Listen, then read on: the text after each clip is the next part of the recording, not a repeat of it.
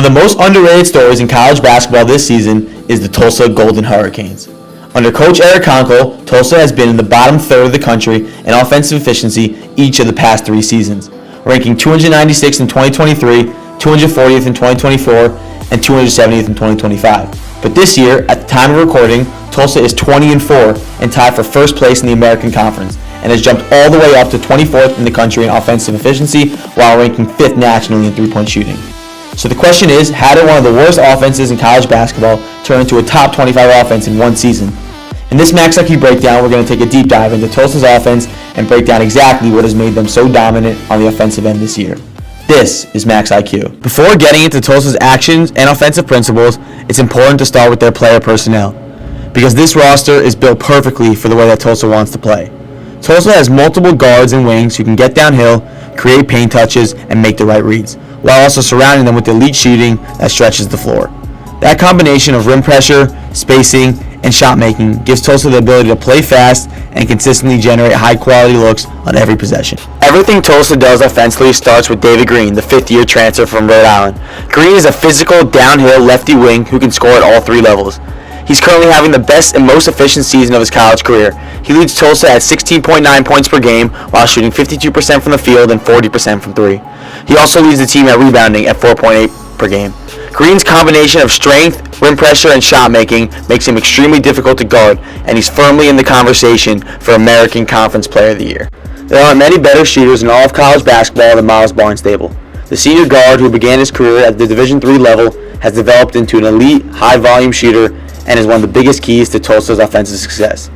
Barnstable is currently averaging 14.8 points per game while shooting 43% from 3 on 6 attempts per game, which ranks 18th in the country ahead of Kansas's Darian Peterson. And the biggest thing is there's no 3 he can't make. He can knock them down off movement, off the dribble, coming off screens, or off catch and shoot looks.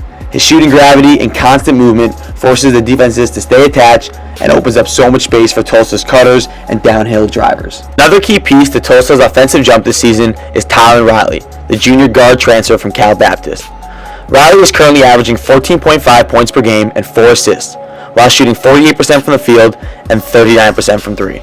He's a big, physical guard who consistently gets downhill, finishes at the rim, and puts constant pressure on the defense. Riley also runs the show for Tulsa. He can score at all 3 levels, and he constantly makes the right reads. And lastly, he's having by far the best year of his career, doubling his scoring output from last season. Ade Popola has been another huge piece for Tulsa this season. The junior wing transfer from JUCO is an elite floor spacer. He's currently shooting 41% from 3, and he's a big reason Tulsa's spacing has been so effective. Additionally, Popola isn't just a shooter, he's also a great defender. With his 6'5 frame and his long arms, he's extremely disruptive on that end. He's currently averaging 1.4 steals per game, which leads Tulsa in that category. Jalen Lawal is Tulsa's lone freshman contributor. He's an explosive, shifty guard who does a great job of running the offense as a backup ball handler. In his minutes, he consistently gets into the paint and creates scoring opportunities for himself and others. Lawal is averaging 7.3 points per game while shooting 36% from 3, and he's been an important part of Tulsa's offensive success when the starters need a rest. Tyler Barron is Tulsa's starting 5-man, and he does all the dirty work for them. He sets strong screens, rolls hard to the rim, and creates extra possessions on the offensive glass. He scores off drop-offs and finishes around the basket, but he's also a good passer who consistently finds cutters and keeps the ball moving side to side. Barron averages 6 points, 4.5 rebounds, and 2 assists per game, while shooting 55% from the field. He anchors their defense, plays physical, and consistently makes winning plays that don't always show up in the box score. Ramad Dean has also been a massive addition for Tulsa this season. The senior transfer from Fordham is an elite glue guy who impacts winning in so many ways. He's a great cutter, a physical screener, and he constantly makes the right reads off the ball. And even though Dean isn't a focal point offensively, he's extremely efficient, shooting 51% from the field while knocking down 35% from 3. Add in his offensive rebounding and toughness, it's easy to see why he's so valuable for this Tulsa team. The last player we'll discuss is Miles Rigsby. The junior transfer from Troy played on an NCAA tournament team, so he brings real winning experience and toughness to this roster. Rigsby is the downhill driver who consistently is able to get to his spots and finish at the rim efficiently. He averages 7.9 points per game while shooting 52% from the field. He's really the only guard in Tulsa's rotation who isn't an elite three-point shooter, but that's what makes him valuable. He gives them a different dimension as a scorer who can attack closeouts and get into the paint. and he's extremely athletic, which makes him a major threat in the open floor. Now that we covered Tulsa's player personnel, let's get into what makes their offense so effective, starting with their early offense. Although Tulsa isn't a team that is trying to run opponents out of the gym like in Alabama or Georgia, there's a clear emphasis this season on transition and early offense.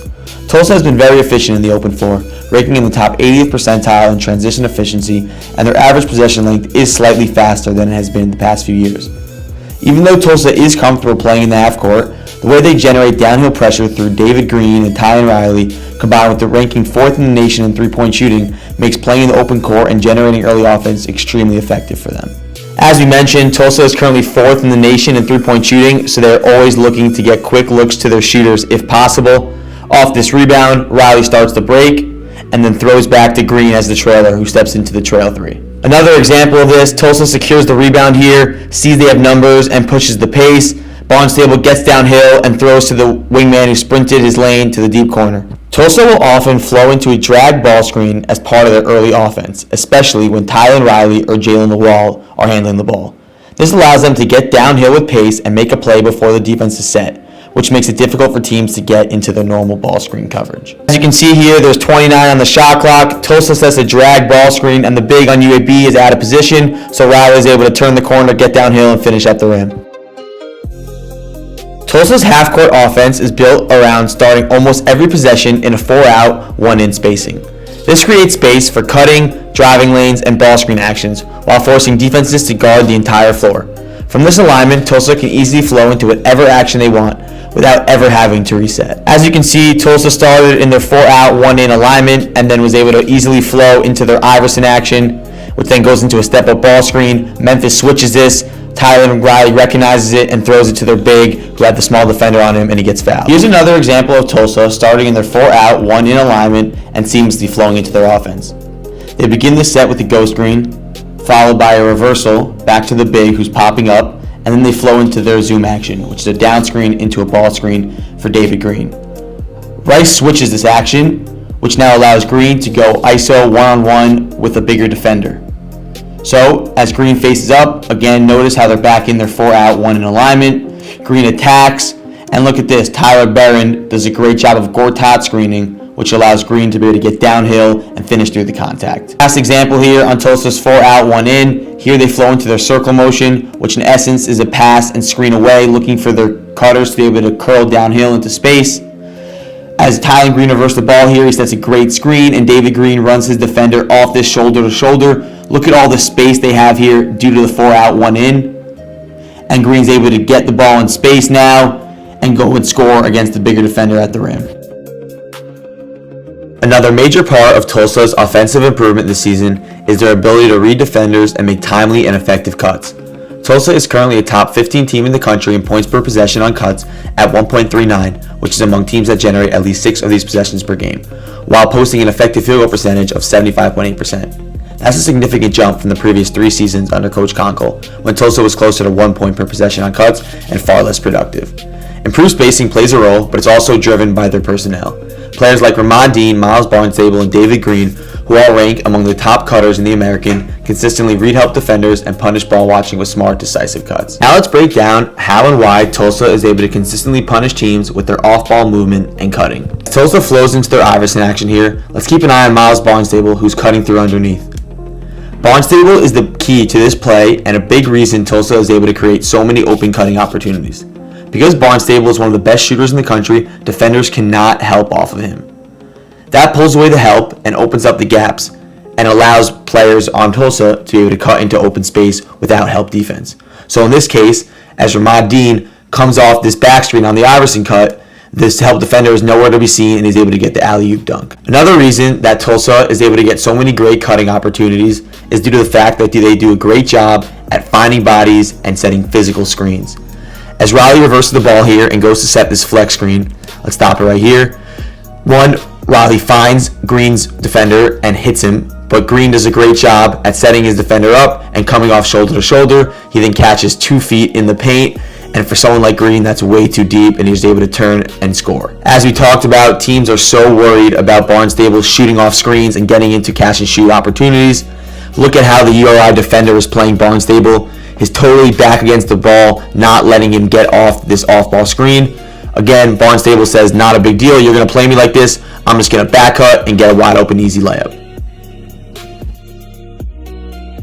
Another major reason Tulsa's offense has been so efficient this season is their ability to execute in ball screen situations. As the team, Tulsa ranks in the top 30 nationally in points per possession as pick-and-roll ball handlers.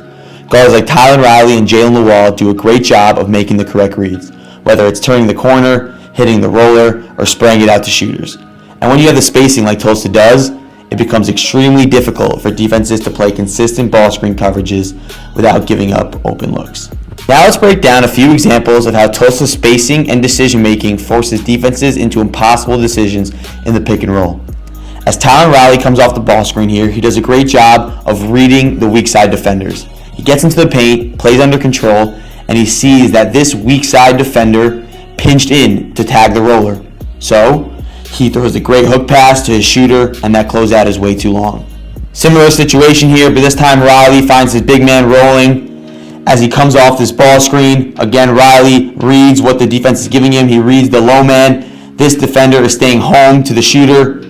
It's David Green in this corner, who's an elite shooter, and this defender is staying home because it's Miles Barnstable, another elite shooter. So no one picks up the roller, so Riley's able to just throw the easy over-the-top pass to his big for the layup. This time, as Riley comes off the pick and roll, the weak side defender does come in and help tag the roller.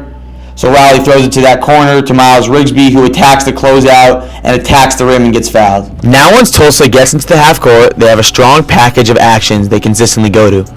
You'll see a lot of ball screen wrinkles, ghost screens, flares, dribble handoffs, and down screens, all designed to keep their shooters moving and force the defense out of rotation and into closeout situations.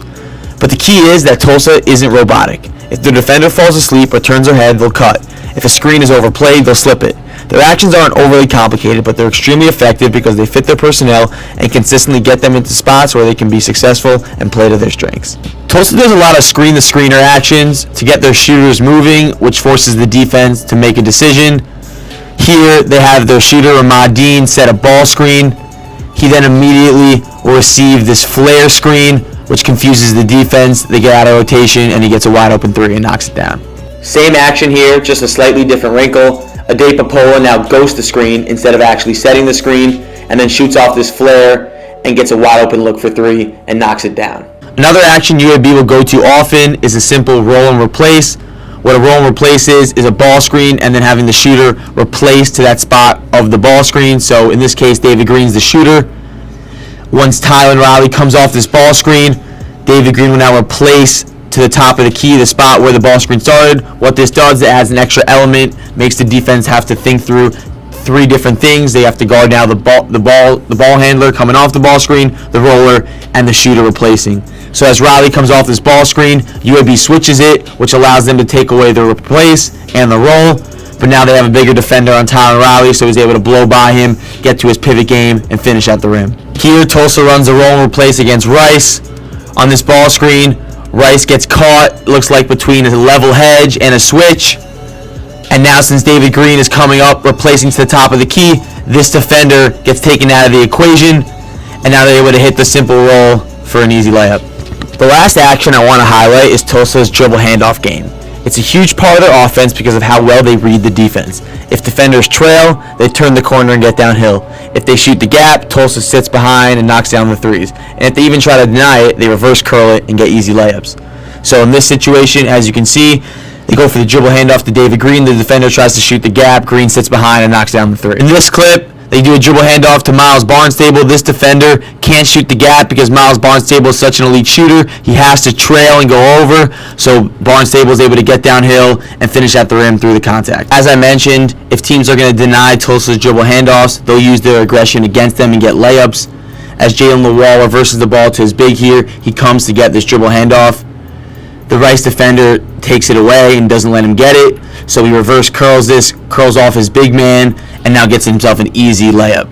Thank you for tuning in to this MaxIQ film breakdown on Tulsa's offense.